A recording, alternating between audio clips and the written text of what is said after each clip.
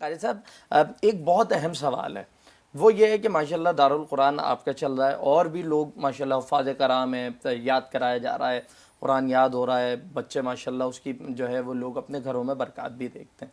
لیکن ایک سوال اٹھایا جاتا ہے کہ جی یہ آپ عربی رٹا دیتے ہیں بچے کو، اب وہ پڑھے جا رہا ہے مطلب اس کو پتہ نہیں ہے، تو بجائے اس کے کہ آپ اس کو یہ قرآن پاک کی پوری عربی یاد کرائیں، آپ اس کو مفہوم و مطالب سمجھا کر آپ اس کو کہیں کہ جی عمل کر لیں، کیونکہ ہر موقع پہ عمل کا ذکر کیا گیا۔ اس کو ذرا واضح کر دیں کہ دارالقرآن، قرآن کے جو ادارے ہیں، ان کی اہمیت کیا ہے؟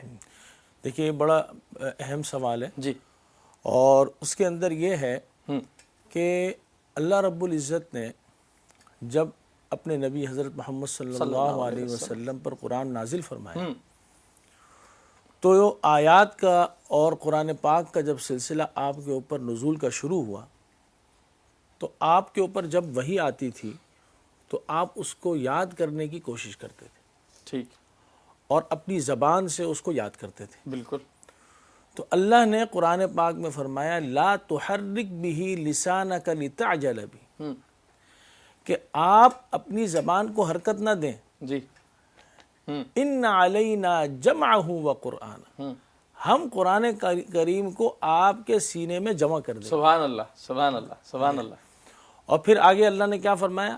فَإِذَا قَرَأْنَاهُ فَاتَّبِعْ قُرْآنَهُ، کہ جیسے حضرت جبرائیل علیہ السلام آپ کو قرآن پاک پڑھ کر سنائیں، آپ ویسا قرآن پاک پڑھیں۔ سبحان اللہ، سبحان اللہ۔ تو قرآن کریم کو اس طرح سے پڑھنا، تجوید کی رعایت رکھتے ہوئے کہ جیسے آپ پر نازل ہوا، یہ ایک مستقل کام ہے۔ بالکل، کہ قرآن پاک کے الفاظ کو اور اس کی آیات کو اسی انداز میں اس کو ادا کرنا، بالکل، یہ ایک مستقل کام ہے۔ بالکل، ان علینا جمعہ وقرآنہ، کہ ہم آپ کے سینے کو آپ کے سینے میں قرآن پاک کو جمع کر دیں گے، یہ الگ مستقل کام ہے۔ کہ قرآن پاک کو حفظ یاد کرنا، اس کی آیات کو، اس کی صورتوں کو ہے، ان کو حفظ یاد کرنا، یہ بھی ایک مستقل کام ہے۔ بالکل ایسا ہی ہے۔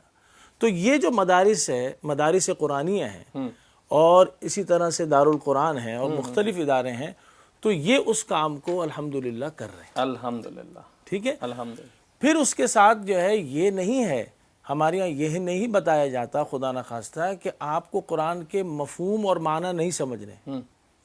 قرآن پاک کے مفہوم اور معنی کے لیے اللہ نے آگے فرمایا ثم ان علینا بیان، کہ قرآن پاک کو سمجھنا ہے، اس کے مفہوم کو سمجھنا ہے، ٹھیک ہے، اور پھر اس پر عمل کرنا ہے۔ سبحان اللہ، صحیح۔ تو مدارس جو ہے الحمدللہ وہ کام کر رہے ہیں، الحمدللہ، ٹھیک ہے۔ الحمدللہ۔ اور اس کے اندر پوری ایک ترتیب ہوتی ہے کہ بچوں کو جو ہے پہلے قاعدے سے ہم شروع کراتے ہیں، جی، پھر ان کو ناظرہ پڑھایا جاتا ہے، پھر وہ بچے ان الفاظ کو یاد کرتے ہیں، الحمدللہ، حفظ یاد کرتے ہیں۔ بالکل۔